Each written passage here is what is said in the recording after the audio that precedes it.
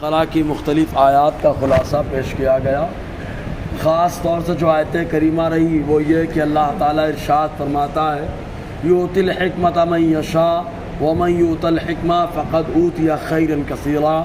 کہ جسے حکمت اللہ تعالیٰ عطا فرماتا ہے اسے خیر کثیر عطا فرما دیتا ہے۔ اور آج کی جو آیت کریمہ ہے اس آیت کریمہ میں مطلقاً خرچ کرنے کا ذکر اللہ تعالیٰ نے فرمایا، چاہے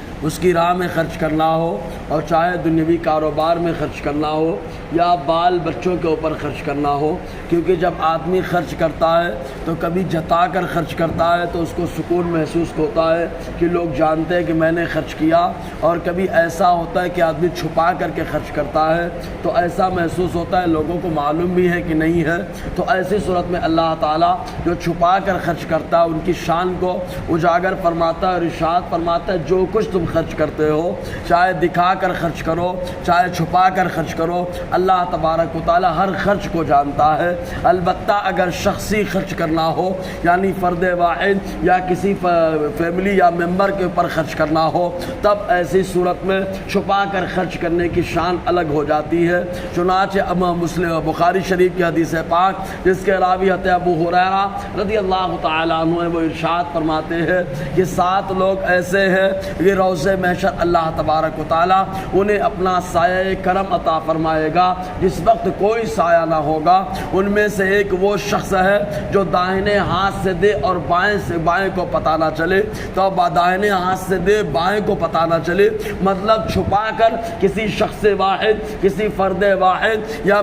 کیا خانہ واحد کے اوپر آدمی خرچ کر رہا ہے تب ایسی صورت میں اس کی فضیلت بڑھ جاتی ہے۔ تو اللہ تعالیٰ ارشاد فرماتا ہے وما انفقتم من نفقہ او نذرتم من نذر، اور جو تم خرچ کرو من نفقہ کوئی بھی خرچ کرنا ہو دکھا کر چھپا کر دین کے لیے یا دنیاوی کاروبار کے اعتبار سے یا کسی فرد واحد کے اوپر خرچ کرنا ہو، او نذرتم من نذر یا تم منت مانو، رہا منت کا ماننا تو منت کس کو کہا جاتا ہے؟ منت در حقیقت کسی شرعی چیز کو اپنے اوپر لاگو کر لینے کا نام ہے، جیسے رمضان کے روزے فرض ہے، اس کے علاوہ نہیں کسی نے منت مانی اگر میرا بچہ اچھا ہو گیا تو میں روزہ رکھوں، یا روزہ عورت نے کہا روزہ رکھوں گی تب ایسی صورت میں وہ روزہ اس کے اوپر فرض ہو جاتا ہے، واجب ہو جاتا ہے۔ تو کسی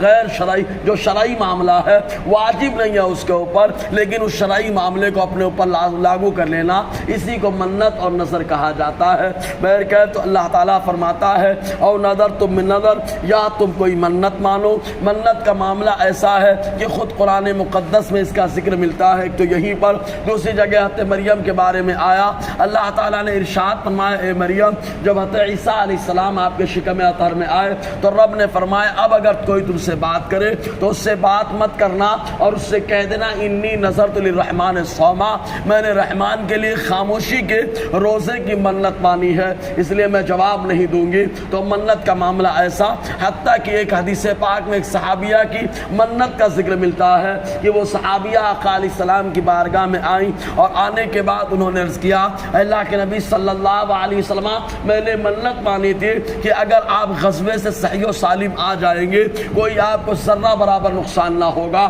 تب ایسی صورت میں آپ کے سامنے دف بجاؤں گی۔ دف اور چیز ہے، ڈھول اور چیز ہے، مزمار میں ڈھول آتا ہے، رہا معاملہ دف کا تو اس کی اجازت مصطفیٰ نے خود عطا فرمائی ہے۔ آقا فرماتے اعلنوا النکاح ولو کان بالدف، نکاح کا اعلان کرو اگرچہ دف بجا کر کے کرو۔ اور حضور جب ہجرت کے موقع پر آئے تو مدینہ طیبہ میں قبیلہ بنو نجار کی بچیوں نے دف بجا کر اور گنگنا کر کے مصطفیٰ جان رحمت کا استقبال کیا، طلع البدر علینا من ثنیات الوداع، تو انہوں نے منت مانی کہ میں دف بجاؤں گی۔ حضور صلی اللہ علیہ وسلم تشریف لائے، آقا علیہ السلام کی بارگاہ میں گئی اور جانے کے بعد عرض کیا سرکار میری منت پوری کرنے کا وقت آ گیا۔ آقا نے فرمایا کیا منت مانی ہے؟ کہا ایسی سی منت مانی ہے۔ حضور صلی اللہ علیہ وسلم نے فرمایا ٹھیک ہے دف بجا لو۔ وہ بجانے لگی، کئی صحابی آئے وہ بجاتی رہی، لیکن جب حضرت عمر آئے تو وہ دف کو جو ہے چھپا کر اس کے اوپر بیٹھ گئے، اس کو کپڑے سے ڈھک لیا۔ مصطفیٰ جان رحمت نے دیکھا مسکرانے لگے